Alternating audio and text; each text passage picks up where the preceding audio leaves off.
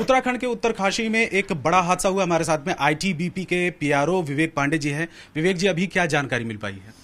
अभी हम लोग हेलीकॉप्टर्स जैसे उनको लेके आएंगे, हेलीकॉप्टर्स का इंतज़ार हो रहा है और बहुत जल्दी हमें सूचना मिली कि हेलीकॉप्टर्स पहुंचेंगे उस हाइट पे जहां पर कि ये घटना घटी है।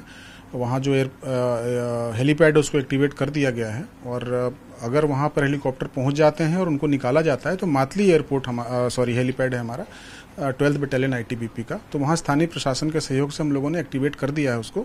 वहाँ हमारा हॉस्पिटल भी है। निश्चित तौर पर हम कोशिश करेंगे कि लोगों को वहाँ पर लाया जाए और पहले उनकी स्वास्थ्य जांच की जाए और अगर आवश्यकता पड़ेगी तो उनको देहरादून भेजने की भी वहीं से चॉपर से व्यवस्था है। कितने लोगों के फंसे होने की आप लोगों को जानकारी मिली?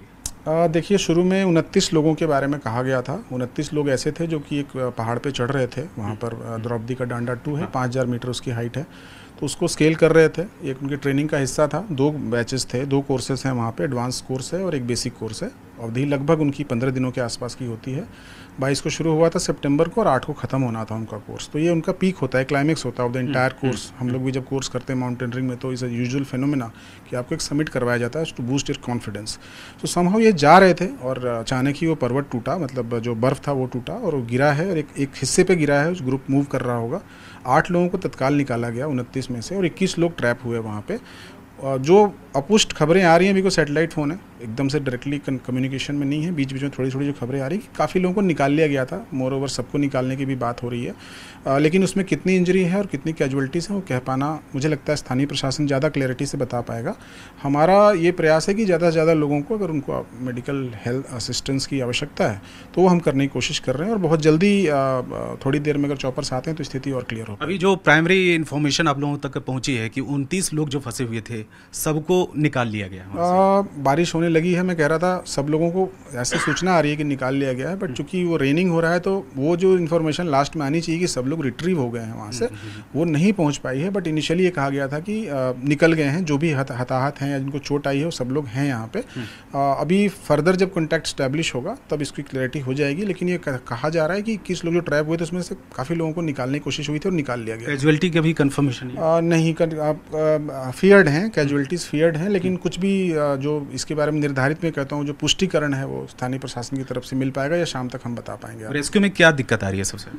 रेस्क्यू में अभी फिलहाल बारिश शुरू हो गई है और चूंकि हाई एल्टीट्यूड का जो रेस्क्यू होता है मैं बताना चाहूँगा वो काफ़ी डिफिकल्ट होता है। आपको एक्लेमेटाइज करना पड़ेगा। You have to launch an expedition to actually जाके वहाँ पे रेस्क्यू करना किसी को, बिकॉज वो 14,000 की हाइट जो होती है 15,000 की, वहाँ जाने के लिए आपको 4 से 5 दिन का एक्लेमेटाइजेशन चाहिए होता है। It's not a normal course कि आप गए और जाके आपने रेस्क्यू ऑपरेशन शुरू कर दिया। फैटिक होती है, एक्सर्शन होता है।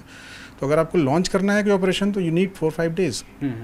अभी choppers are the main components और हाई एल्टीट्यूड में बताना चाहूँगा, अगर आप चॉपर से जाते हैं तो 6 घंटे ऑक्सीजन के प्रभाव से आपके शरीर पर बहुत असर नहीं पड़ता है। 6 घंटे के बाद आपको सिकनेस और बाकी चीज़ें शुरू होती हैं शुरू।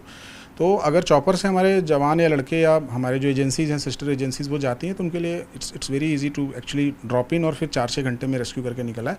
अदरवाइज़ फ्रेश एक्सपीडिशन आपको लॉन्च करना पड़ता है। फिर प्रोलॉन्ग्ड, जैसे हमने नंदा देवी का ऑपरेशन किया या अभी हम लोगों ने किया था, आपको मालूम होगा, जो लमखागा के पास किया था, तो उसमें प्रॉपर एक सिस्टम से 2 दिन में जवान वहाँ पहुँचते हैं और जाके रेस्क्यू करते हैं।